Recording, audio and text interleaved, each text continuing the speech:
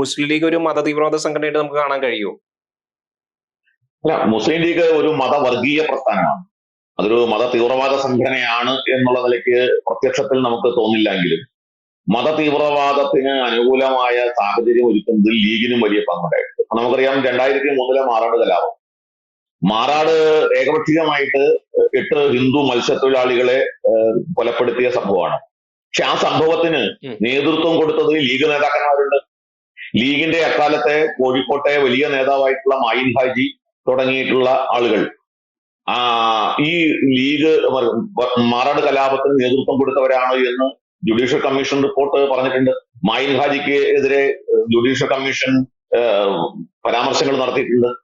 അപ്പോൾ മായിൻ ഹാജിയെ പോലുള്ള ലീഗിന്റെ നേതാക്കന്മാർ മാറാട് കലാപത്തിന് നേതൃത്വം കൊടുത്തുവെന്നും കലാപകാരികൾക്ക് വേണ്ട എല്ലാ ഒത്താശയും ചെയ്തു കൊടുക്കുകയും പലരെയും കേസിൽ നിന്ന് ഒഴിവാക്കുകയും ചെയ്തതിന്റെ ചരിത്രം ലീഗിനുണ്ട്.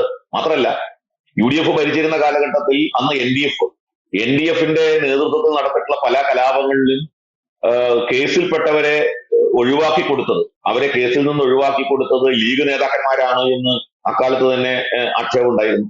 അപ്പോ ലീഗിന്റെ നേതൃത്വത്തിലുള്ള UDF-ന്റെ ഭരണത്തിൽ മതതീവ്രവാദ ശക്തികൾക്ക് എല്ലാവിധ സഹായവും കിട്ടും, അവർക്ക് എല്ലാവിധ സംരക്ഷണവും കിട്ടും എന്നുള്ളത് യാതൊരു സംശയമില്ല.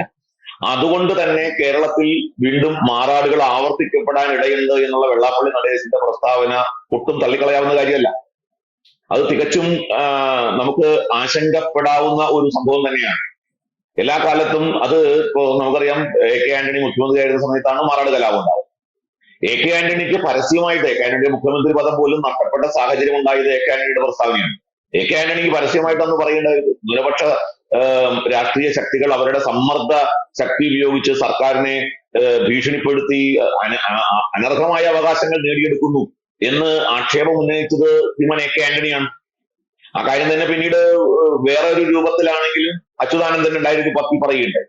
അപ്പോ കേരളത്തിൽ മതവർഗീയ ശക്തികൾക്ക് എല്ലാവിധ സഹായവും ഒത്താശയും ചെയ്തു കിട്ടും എന്നുള്ള ഒരു ഇപ്പോ UDF-ൽ ആര് മുഖ്യമന്ത്രി ആവണം എന്നുവരെ ലീഗ് നിശ്ചയിക്കുന്ന സാഹചര്യത്തിലേക്ക് എത്തിക്കഴിഞ്ഞിരിക്കുന്നു.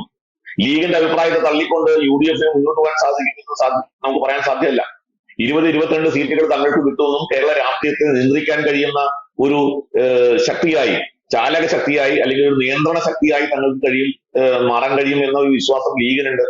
ഇപ്പൊ ലീഗ് ഉപമുഖ്യമന്ത്രി പദമോ അല്ലെങ്കിൽ ഇനി മുഖ്യമന്ത്രി പദമോ ആവശ്യപ്പെട്ടില്ലായിരിക്കാം. പക്ഷെ നാളെ യാതൊരു സംശയം വേണ്ട, ലീഗ് ഉപമുഖ്യമന്ത്രി പദം നേടും. കാരണം സ്വാഭാവികമാണ്, സീറ്റുകളുടെ എണ്ണം വർദ്ധിക്കുന്നതനുസരിച്ചിട്ട് അവർക്ക് 5ാം മന്ത്രി സ്ഥാനമോ ഉപമുഖ്യമന്ത്രി സ്ഥാനമോ ഒക്കെ നേടാൻ കഴിയും.